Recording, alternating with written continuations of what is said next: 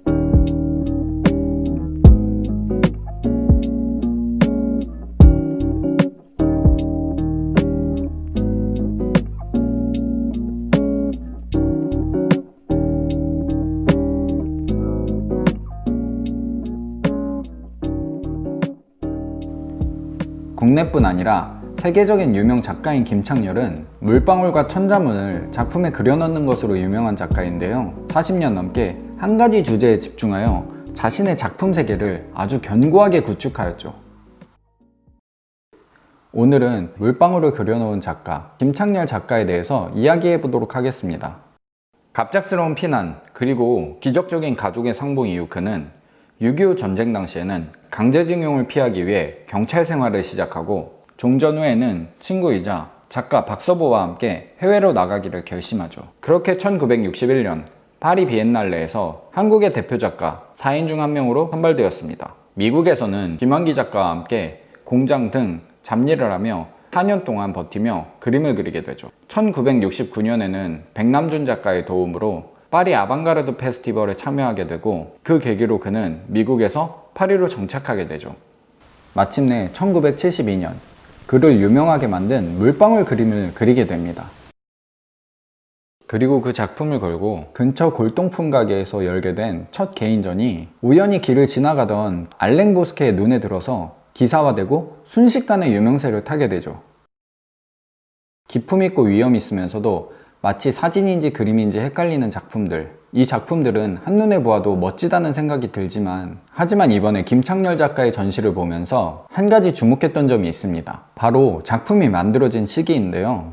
제가 보통 작품의 설명이나 제목, 연도 이런 것들을 잘 보지 않거든요. 오랜 시간 한 가지 주제를 다뤄온 작가이기 때문에 작품이 다양하지 못할 것 같지만, 정말로 신기하게도 작품 속의 물방울들을 보면 시기별로 다 각자 다른 느낌이 있습니다. 비교적 과거의 작품들은 마치 타오르는 생명력이 있는 듯한 그런 물방울들을 볼 수 있고, 최근작에서는 정교하고 우아하게 맺혀있는 그런 물방울들의 모습을 하고 있죠. 그리고 다양한 물방울의 모습을 설치미술로 표현한 작품들도 찾아볼 수 있습니다. 예술에 평생을 쏟은 작가의 분신과도 같은 물방울은 거장의 내공을 그대로 보여주는 듯 했습니다. 또 한 가지 재밌는 점은 작가의 사인이 작품 위에 새겨져 있지 않고 작품의 옆면에 새겨져 있다는 것인데요. 이는 관람객들이 작품을 온전하게 즐기기 바라는 작가의 의도입니다. 그가 경찰 시절을 보낸 제주도에 가게 된다면 김창렬 갤러리를 한번 방문해 보는 것도 좋은 추억거리가 될 수 있지 않을까요? 또 그의 작품은 프랑스의 유명 와인의 라벨에서도 찾아볼 수가 있습니다. 최고의 한 방울을 만들기 위한 와인과 정말로 잘 어울리는 작품이 아닐까요?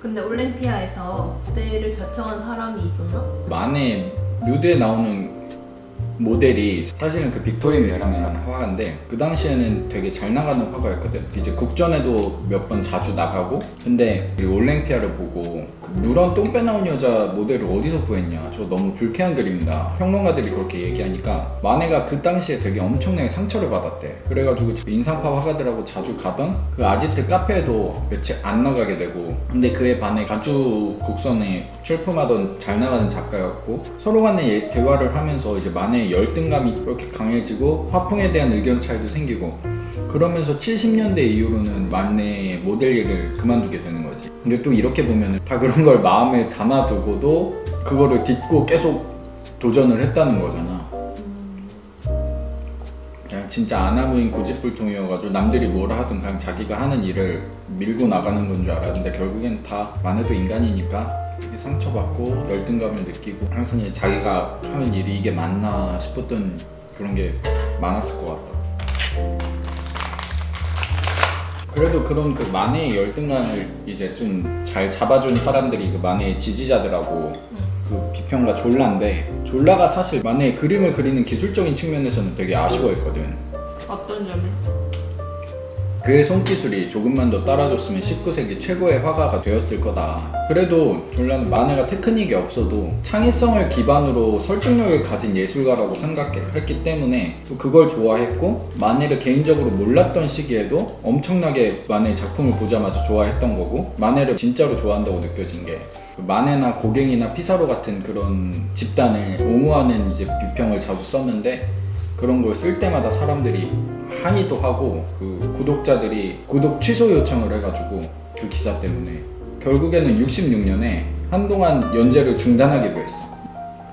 그 모네랑 마네랑 이름이 되게 비슷해서 어렸을 때는 좀 헷갈리고 그런 적도 있었는데 사실 둘의 화풍이 엄청 다르잖아. 라이벌 의식이 있을 만도 한데 모네가 가난한데도 씀씀이가 엄청나게 해펐대.